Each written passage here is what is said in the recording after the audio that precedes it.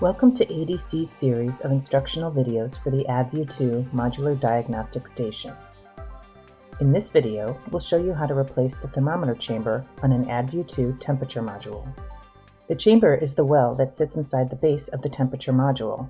It includes a channel for the thermometer probe and a space to hold probe sheaths. Your chamber may be red or blue.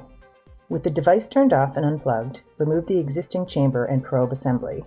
To do this, gently pinch the groove tabs on the side of the chamber while pulling up. Now you'll need to carefully separate the probe from the chamber.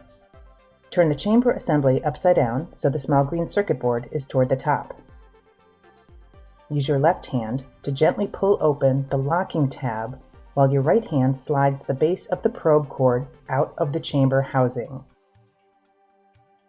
Be careful not to damage the circuit board.